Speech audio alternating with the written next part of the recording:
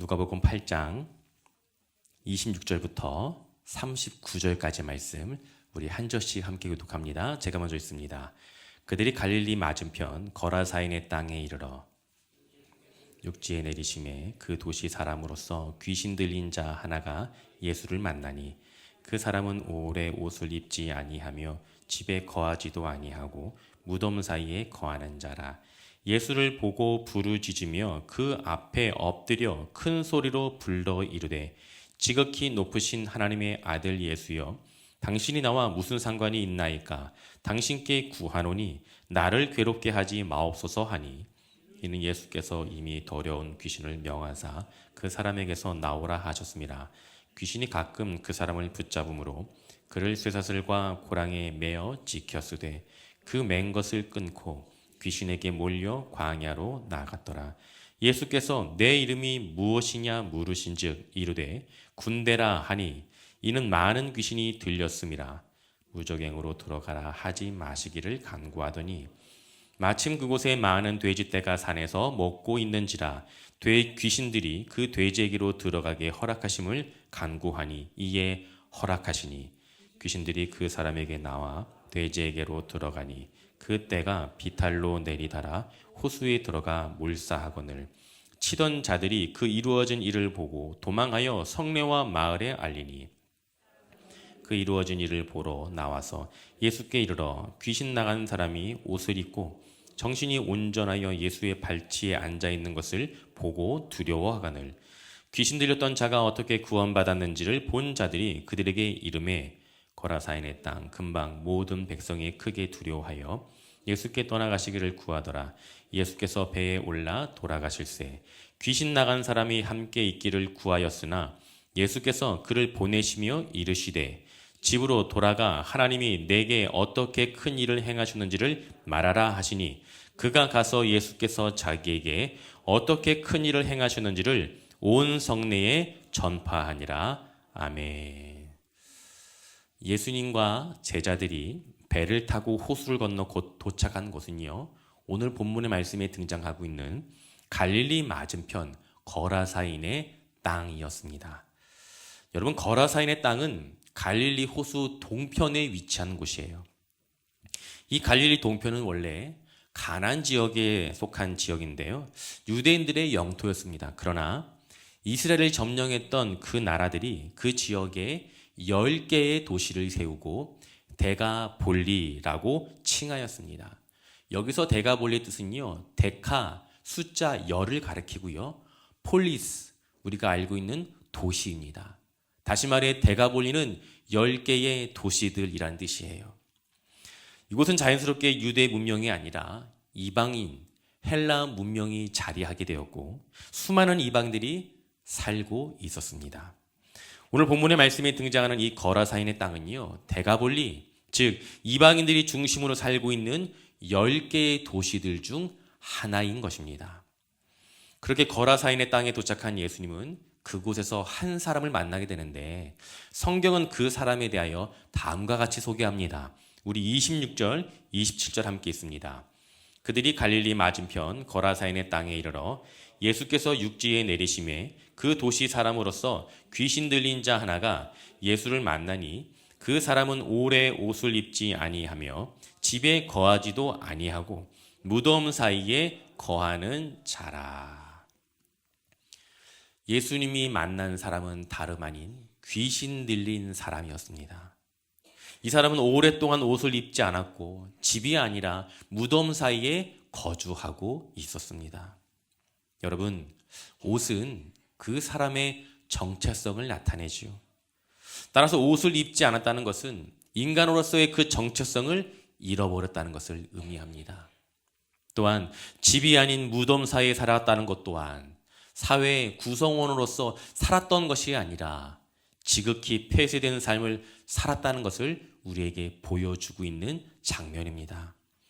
본문 29절을 보면 사람들이 이 귀신 들린 자를 쇠사슬과 고랑에 매어 두었지만 이 사람의 힘이 매우 강하여서 끊고 도망하였다고 기록하고 있어요.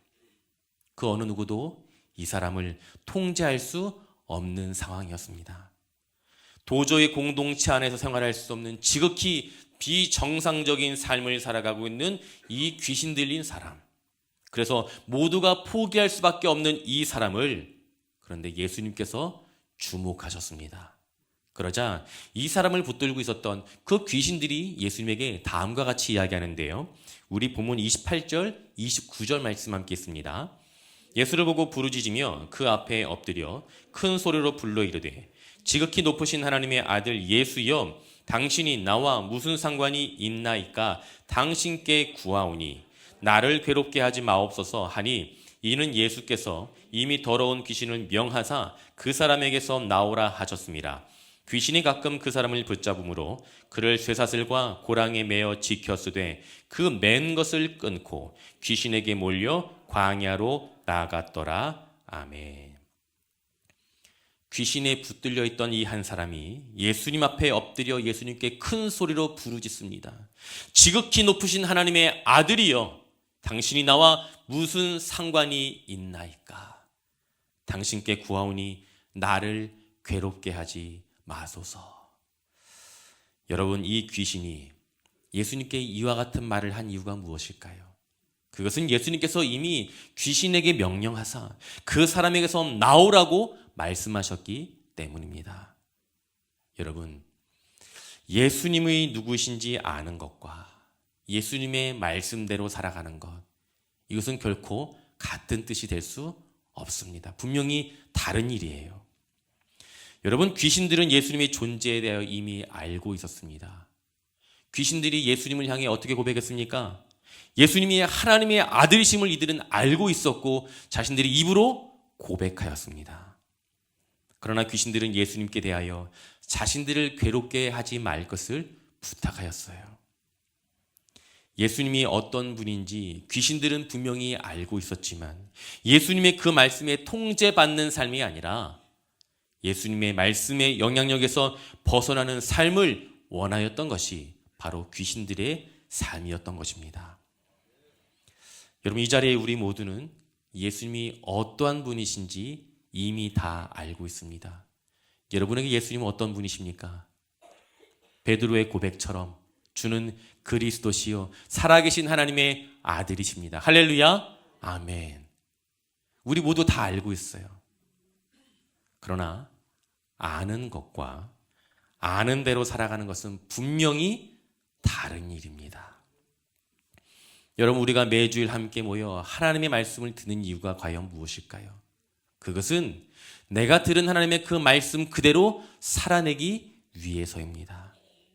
예수님을 아는 것에서 멈추는 것이 아니라 예수님의 말씀대로 살아갈 수 있는 저와 여러분이 되기를 예수님의 이름으로 축원드립니다. 우리 이어서 8장 30절 말씀, 8장 30절 함께 있습니다. 예수께서 내 이름이 무엇이냐 물으신즉 이르되 군대라 하니 이는 많은 귀신이 들렸습니다. 아멘. 예수님께서 귀신에게 묻습니다. 네 이름이 뭐냐? 귀신이 대답을 해요. 네, 저의 이름은 군대입니다.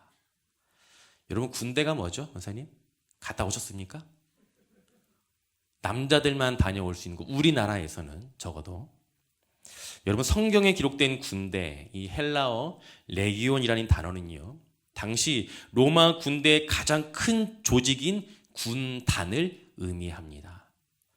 여러분, 보통 한 군단은요, 그 작전 지역과 그 임무에 따라서 적게는 1000명, 그리고 많게는 8000명까지 그 한 군단의 병사들이 배속된다고 해요.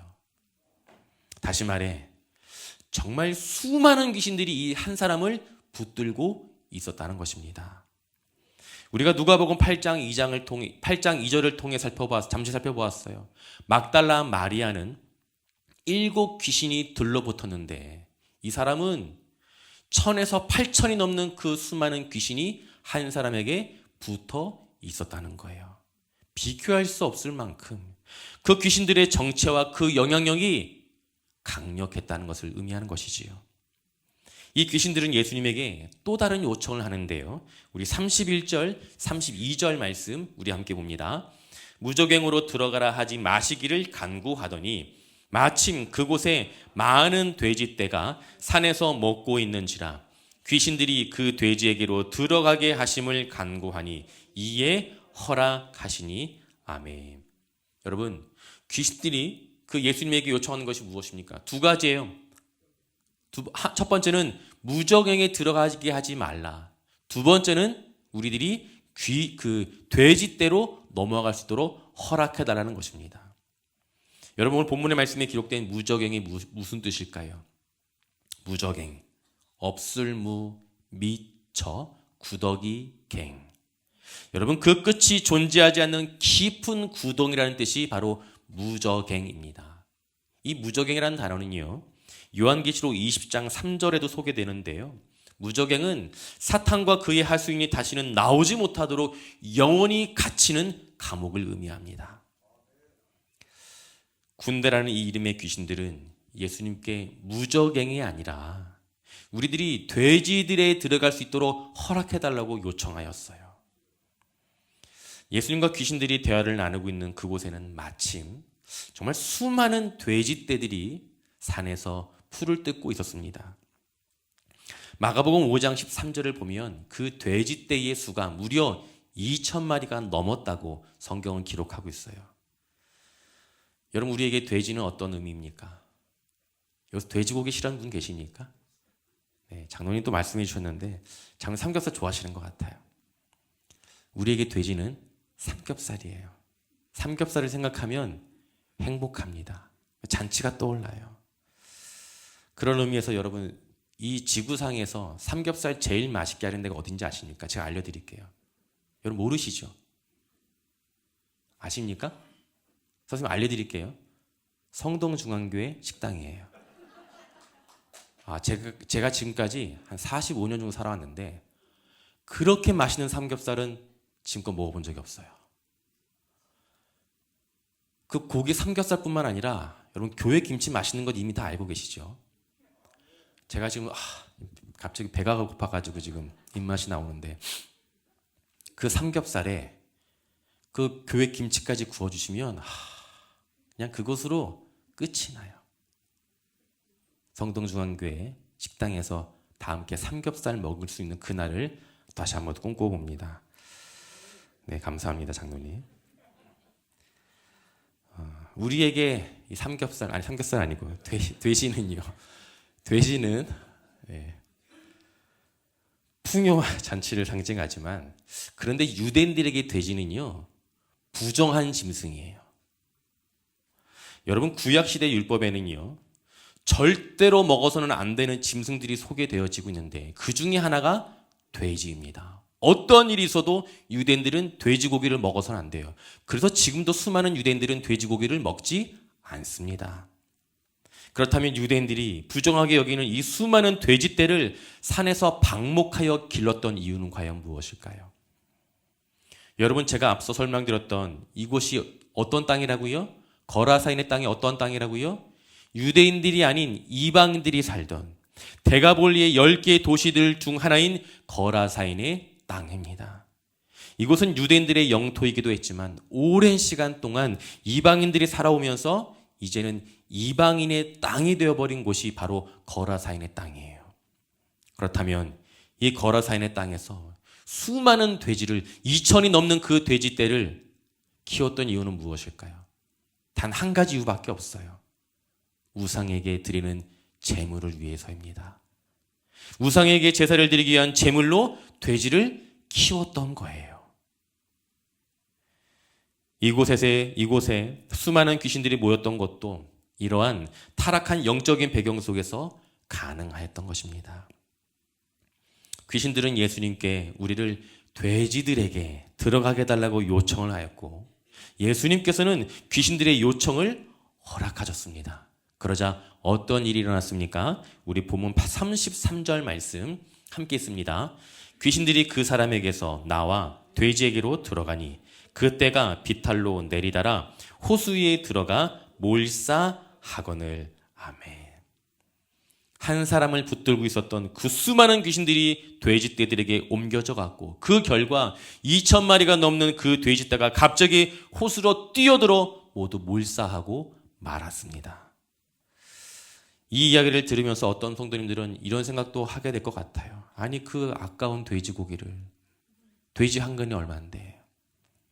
저도 어제 저녁에 설교 준비를 하다가 그런 생각을 하게 되었어요. 계속 삼겹살이 머릿속에서 떠나지 않는 거예요. 여러분, 돼지고기 평균 도매 가격이 얼마인지 아십니까? 제가 궁금한 것도 못 참거든요. 2024년 3월 기준 돼지고기 평균 도매가는요, 키로당, 여러분 놀라지 마세요, 4,919원입니다. 생각보다 싸죠. 그렇죠? 그러면 88kg, 그 돼지 한 마리 기준으로 43만 2,872원이에요. 이것을 2,000마리로 계산하면 얼마가 나오냐면 약 8억 6천만 원입니다. 이런 반응 나올 줄 알았어요. 그게 뭐 어쩌라고 나한테. 놀라지 않으실 줄 알았어요.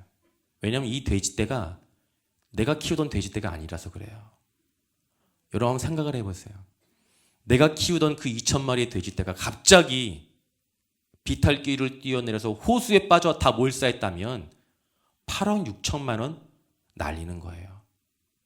실감이 안 되시죠? 돼지 2,000마리도 실감이 안 되고. 여러분이 살고 있는 집이 얼마인지 모르겠지만 한순간에 사기를 당해서 집이 날아간 거예요. 기절하지 않겠습니까? 이렇게 말씀드려도 별로 감흥이 없으신 것 같은데, 자, 우리 이 소식을 듣게 된 거라사인의 반응들을 우리 함께 좀 보도록 할게요. 누가복음 8장 34절 35절 말씀 우리 함께 있습니다. 치던 자들이 그 이루어진 일을 보고 도망하여 성내와 마을에 알리니 사람들이 그 이루어진 일을 보러 나와서 예수께 이르러 귀신 나간 사람이 옷을 입고 정신이 온전하여 예수의 발치에 앉아 있는 것을 보고 두려워하거늘. 아멘. 산에서 방목하여 키우던 그 돼지떼가 갑작스럽게 호수로 뛰어들어가 죽어버린 이 장면을 목격한 사람들은 큰 충격을 받게 되었습니다. 그리고 이 소식을 성내와 마을 사람들에게 모두 다 알렸어요. 그리고 이 소식을 읽게 된 사람들이 와서 보니 정말 돼지떼는 호수에 다 빠져 죽어 있었습니다. 그리고 귀신에 사로잡혀 있는 그 사람은요, 옷을 벗고 있던 그 사람은 이제는 옷을 입고 정신이 온전해진 상태로 어디에 앉아 있었습니까? 예수님의 발 앞에 앉아 있었어요. 귀신들에게 사로잡혀 인간의 정체성을 잃어버린 채 옷을 벗고 있던 그 사람이 벗었던 옷을 입고 예수님의 발 앞에 앉아 있습니다. 무엇을 의미합니까? 귀신에게 붙잡혔던 그 인생이 예수님을 만나게 되는 순간 예수님을 섬기는 사람으로 회복되고 변화된 것입니다. 여러분, 예수님께서 귀신들에 의해 돼지떼가 죽는 것을 허락하신 그 이유가 무엇이었을까요? 예수님은 이 사건을 통해 우상과 사단의 세력 모두 예수님의 권능 앞에 무너지게 된다는 사실을 우리에게 상징적으로 보여주셨습니다. 그리고 한 가지 더요. 한 영혼을 누구보다 귀하게 여기시는 예수님의 마음을 그곳에 있는 사람들에게, 그리고 이 자리에 있는 우리에게 알려주신 것입니다. 예수님은 귀신에 붙잡혀 도저히 일상의 삶을 살아갈 수 없어서 사람들에게 버림받은 그 한 사람을 주목하셨고 그 사람을 포기하지 않으셨습니다. 모두가 그 사람을 포기했어요. 그러나 예수님은 그를 포기하지 않으셨습니다. 그 결과 그 사람을 붙들고 있었던 수많은 귀신들은 떠났고 그 사람은 비로소 인간의 정체성을 되찾았을 뿐만 아니라 예수님을 섬기는 인생으로 바뀌게 된 것입니다. 사랑하는 성도 여러분, 예수님은 우리를 불쌍하게만 보시는 분이 아니세요. 우리의 모든 문제와 어려움을 해결할 수 있는 능력이 있으신 분이 바로 예수님이십니다. 2,000마리가 넘는 돼지떼를 희생해서라도 그 한 영혼을 구원할 수만 있다면 얼마든지 그 대가를 치러낼 수 있는 분이 우리 예수님이신 줄 믿습니다. 여러분, 저의 인생은 여러분 이미 다 알고 계시겠지만 저희 어머니가 돌아가시기 전과 그리고 후로 나뉘어지게 됩니다. 저는 교회에서 태어났고 교회에서 한평생 자랐지만 그 누구보다 교회가 싫었던 사람이었어요. 그래서 기회가 주어진다면, 정말 기회만 주어진다면 언제든지 교회를 떠날 마음의 각오가 되어 있었습니다.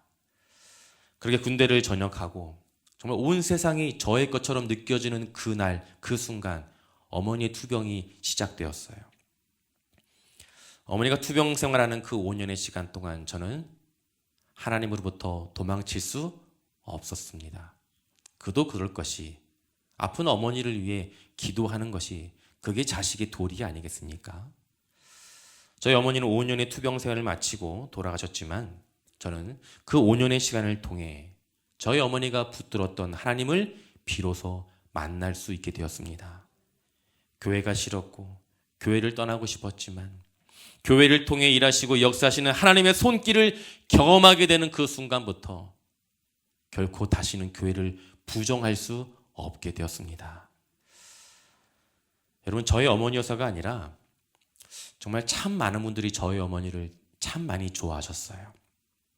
그리고 많은 분들이 저희 어머니의 죽음을 두고 많이 안타까워하셨습니다. 가끔씩 저희 아내와 저희 어머니에 대한 이야기를 할 때가 있어요. 저희 아내는 저희 어머니를 본 적은 없습니다. 그런데 만약 저희 어머니가 만약 살아계셨다면 이 아픈 아이들 때문에 힘들었던 저희 아내에게 정말 큰 위로와 격려가 되었을 텐데, 벌써 15년이라는 시간이 흘렀고 저는 이제 40대 중반의 나이가 되었지만 아직도 가끔씩 정말 가슴이 미어지게 어머니가 보고 싶을 때가 있습니다. 그러나 그 어머니의 죽음이 아니었다면 저는 목사가 아니라 아직까지도 하나님과 교회를 원망하며 살았을 거예요. 하나님을 떠나 살아가고 있는 이 한 영혼의 회복과 구원을 이루시기 위한 하나님의 은혜와 사랑의 결과인 것입니다. 세상의 눈으로 보게 되면 돼지 2,000마리, 낭비한 것처럼 보입니다. 낭비 맞아요. 그러나 하나님의 눈으로 보게 되면 한 영혼을 구원하시고 살리시기 위한 하나님의 은혜와 사랑의 결과인 것입니다. 예수님께서는 세상에서 버림받은 그 귀신 들린 그 한 사람을 결코 가볍게 보지 않으셨습니다. 반드시 구원받아야 할 하나님의 백성이요 하나님의 자녀로 보셨습니다. 그 결과 2,000마리나 되는 그 돼지떼를 희생시키면서까지 예수님은 그 한 사람을 붙들으셨고 회복시켜 주신 것입니다. 그럼에도 불구하고 우리가 살아가고 있는 이 세상은 예수 믿는 일을 가치 없는 일, 낭비라고 이야기를 하고 있어요. 우리 본문 36절, 37절 말씀 우리 함께 봅니다. 귀신 들렸던 자가 어떻게 구원받았는지를 본 자들이 그들에게 이르매 거라사인의 땅 근방 모든 백성이 크게 두려워하여 예수께 떠나가기를 구하더라. 예수께서 배에 올라 돌아가실세. 아멘. 이 모든 일들을 목격한 거라사의 사람들은 이 모든 일들을 목격하였지만 귀신에게 사로잡혀 정상적인 삶을 포기할 수밖에 없던 그 한 사람이 예수님을 만나 회복되어 온전한 삶을 살게 되었지만 이 거라사 땅의 사람들은 예수님께 떠나가 달라고 요청하였습니다. 예수님의 기적을 본 사람들의 반응이 무엇일까요? 무엇입니까? 예수님을 거절하는 것이었습니다. 여러분, 그 이유는 과연 무엇일까요? 이 사람들은 한 사람이 회복되고 구원받는 것보다 사라져버린 그 돼지떼가 더 중요하다고 생각하였기 때문입니다. 이들은 경제적인 손실을 더 중요하게 여겼고 결국 예수님에게 떠나가 달라고 요청한 것입니다. 또 다시 이런 일이 생길까 이들은 두려웠던 거예요. 여러분, 그런 의미에서 오늘 본문의 말씀을 다시 보게 된다면 이 거라사인의 땅에는요, 두 부류의 사람들이 살고 있었습니다. 첫 번째는요, 귀신에 붙들려 살던 사람, 그리고 재물에 붙들려 살던 사람들. 사랑하는 성도 여러분, 우리는 과연 무엇에 붙들린 채 살아가고 있습니까? 악한 사단의 세력입니까? 아니면 세상의 가치와 기준입니까? 여러분, 세상의 가치와 기준으로 보면 2천만이나 되는 이 돼지떼를 죽게 한 것은 분명 어리석은 낭비예요. 낭비도 이런 낭비가 없습니다. 이들이 한 이야기는 결코 틀린 이야기가 아니에요. 그러나 우리는 이 세상이 아닌 하나님 나라에 속하여 살아가고 있는 천국 백성입니다. 사랑하는 성도 여러분, 그렇다면 하나님께서 하신 가장 큰 낭비의 사건이 과연 무엇일까요? 그것은 죄로 인하여 죽을 수밖에 없는 우리를 살리시기 위해 독생자 예수 그리스도를 십자가의 대속의 제물로 삼으신 이 기가 막힌 사건입니다. 이 거룩한 낭비로 인하여 지금 우리가 이 자리에 함께 앉아 하나님 앞에 예배할 수 있게 된 것입니다. 우리 본문 38절, 39절 말씀 함께 있습니다. 귀신 나간 사람이 함께 있기를 구하였으나 예수께서 그를 보내시며 이르시되 집으로 돌아가 하나님이 내게 어떻게 큰 일을 행하셨는지를 말하라 하시니 그가 가서 예수께서 자기에게 어떻게 큰 일을 행하셨는지를 온 성내에 전파하니라. 아멘. 귀신으로부터 해방을 받게 된 사람은 예수님과 함께 있기를 요청하였습니다. 그러나 예수님께서는 그 사람에게 집으로 돌아가 네가 경험한 하나님께서 행하신 큰 일을 전할 것을 명령하셨습니다. 여러분, 내가 속하여 살아가고 있는 그 가정과 직장과 공동체 가운데 내가 경험한 하나님의 놀라운 은혜와 사랑을 증거하는 삶을 살아가는 것이 이 자리에 있는 저와 여러분에게 주어진 사명입니다. 그리고 하나님께서는 우리에게 또 다른 낭비를 요구하고 계세요. 내가 누리고 경험한 그 은혜를 흘려보내야 한다고 분명히 말씀하셨습니다. 우리 교회는 매년 연말이 되면 12월 마지막 주일에 우리가 섬기고 도와야 하는 선교사님들과 다음 세대를 위한 헌금을 작정합니다. 저는 개인적으로 헌금에 대하여 이야기하는 것을 참 싫어하는 목사예요. 왜 그러냐면 제가 하나님의 이름으로 성도들 앞에서 구걸하는 것처럼 보일까 봐 저는 그것이 저 개인적으로 용납이 되지 않습니다. 그래서 본문이 말씀하고 있지 않으면 헌금에 대한 이야기를 하고 싶지 않는 것이 저의 마음이에요. 여러분, 헌금은 결코 강요되어서는 안 됩니다. 왜 그렇습니까? 헌금은 하나님께로부터 받은 은혜에 대한 감사의 표현이기 때문이에요. 그래서 헌금이 강요되는 순간 그것은 은혜가 아니라 의무가 되어버리는 것입니다. 헌금은 내가 은혜 받은 만큼 하나님께 드리는 거예요. 누구 옆에 있는 사람 눈치 볼 것도 없어요. 제가 우리 교회 부임하자마자 제일 먼저 없앤 것이 무엇입니까? 헌금 바구니 돌리는 거예요. 기존에 있는 성도들에게 헌금 바구니 돌리는 것은 지극히 자연스러운 일이에요. 그런데 새로 오신 성도들에게 헌금 바구니 돌리는 거 불편한 일이 될 수 있어요. 나는 아직 하나님께 헌금을 드릴 마음의 준비가 되어 있지 않았는데 옆에 있는 사람 보는 거예요. 누구는 10,000원짜리 넣고 누구는 5,000원짜리 넣고 누구는 50,000원짜리 넣고 누구는 1,000원짜리 넣고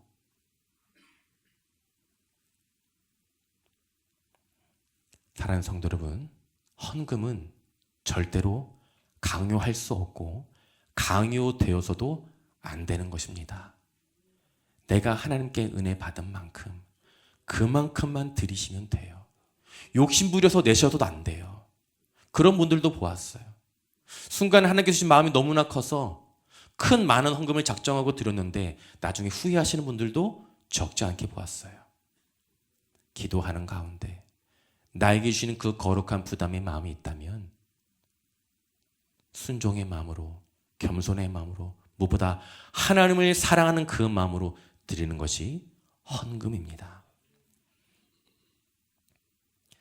오늘 이 시간 하나님께서 우리에게 주시는 은혜에 대한 깨달음이 있다면 그 은혜에 반응하여 거룩한 낭비에 동참할 수 있기를 간절히 소망합니다. 말씀을 정리하겠습니다. 예수님께서는 사람들이 포기해버린 귀신 들린 자를 포기하지 않으셨습니다. 수많은 돼지떼가 죽어야 하는 그 대가를 치러야 했지만 그럼에도 불구하고 예수님께서는 그 한 영혼을 결코 포기하지 않으셨습니다. 제가 어제 저녁 이 말씀을 묵상하며 내가 만약에 예수님이었다면 나는 어떠했을까? 죄송하고 부끄러운 고백이지만 저는 그 2,000마리 돼지떼 포기하지 못했을 것 같아요. 여러분, 이것이 우리의 한계입니다. 그러나 우리 예수님은 2,000마리의 돼지떼뿐만 아니라 자기의 목숨마저도 우리를 살리시기 위해 기꺼이 내어주신 분이 우리 예수님이세요. 그래서 예수 그리스도가 우리의 유일한 소망이 되시는 것입니다. 하나님께서는 우리를 살리시기 위해 독생자 예수의 죽음이라고 하는 거룩한 낭비를 아끼지 않고 기꺼이 감당하셨습니다. 그리고 이 자리에 있는 우리 모두는요, 그 거룩한 낭비로 인하여 하나님의 백성으로, 하나님의 자녀로 살아갈 수 있는 이 놀라운 은혜를 덧입은 자들입니다. 내가 받은 그 은혜와 사랑을 기억하여 그 은혜와 사랑을 내가 속한 가정과 직장과 그리고 여러분들이 속한 그 공동체 가운데 가감없이 흘려보낼 수 있는 저와 사랑하는 성동 중앙의 모든 믿음의 구석들이 되시길 예수님의 이름으로 축원드립니다.